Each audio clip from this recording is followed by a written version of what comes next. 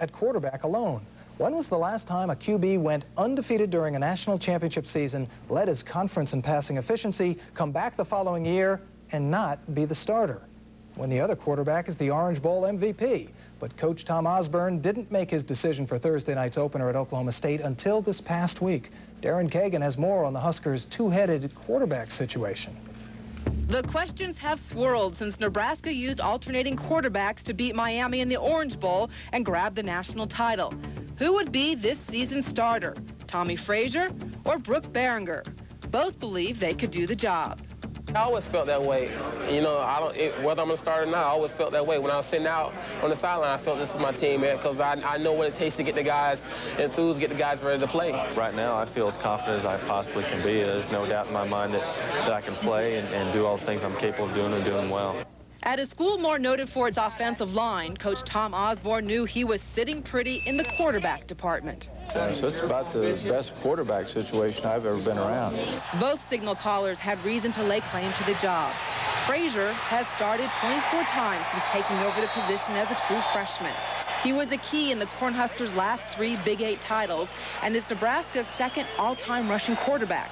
The only one with more yards, Turner Gill, who is now the Huskers quarterback coach and impressed with Frazier. He's done it for 3 years, and he knows our offense extremely well. Nothing shakes him. Very, very competitive. But last season, Frazier suffered a freak medical condition. Doctors discovered a blood clot in his right leg, and then another clot. Frazier had to undergo surgery and take blood-thinning medication that kept him on the sidelines. And that's when Berringer stepped in and stepped up, winning each of the 7 games he started, and showing coaches that he had something to offer as well, namely a passing game more advanced than Frazier's. He's a guy who has a great, I'd say, character as far as being able to raise the other level of the other players. He has a little bit of a lack of experience, but he has proven that he can also play in the big ball games. The intense competitive environment hardly fostered a close friendship between Berringer and Frazier. When you got 120 whatever guys on a team, you know, you're not going to have a bunch of best friends, and you know, there's a lot of, you know, every position is competitive, and not everybody's going to be best friends, and that's just the way that it is. A lot of people think that we're enemies, but we're not. You know, it's just like two people. One has one lifestyle, the other person has another lifestyle. Well, once we're around football, then we communicate probably better than anybody else, but once we're outside of football, we don't see each other much because he does his one thing and I do my thing.